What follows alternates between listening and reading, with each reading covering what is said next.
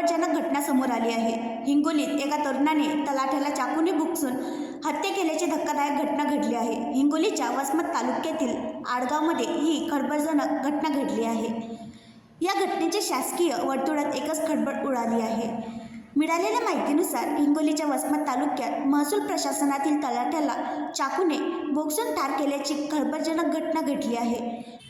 जीवघेण्या हल्ल्यात तलाठी संतोष पवार जागीच ठार झाल्याची माहिती मिळाली आहे। शासकीय काम करण्यास टाळाटाळ करत असल्याचा आरोप करत तरुणाने संतापाच्या भरात तलाठ्याला संपवल्याचा भयंकर प्रकार घडला आहे।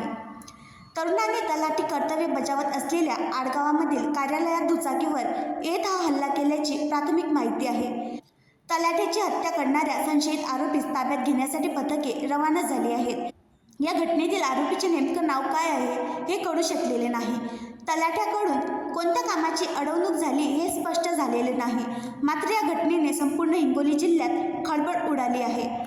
मिळालेल्या माहितीनुसार आरोपी तरुणाचं तलाठ्याकडे काम प्रलंबित होतं। तलाठ्याने काम पूर्ण करावे यासाठी तरुणाने अनेकदा फेऱ्या मारल्या, तरीही शासकीय काम पूर्ण करण्यास तलाठी टाळाटाळ करत असल्याचा आरोप तरुणाचा असल्याचा माहिती मिळत आहे।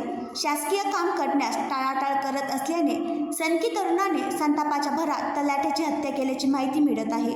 हत्या करणारा तरुण कोण आणि त्याच्या कोणत्या कामाची अडवणूक झाली होती हे अद्याप समोर आलेले नाही।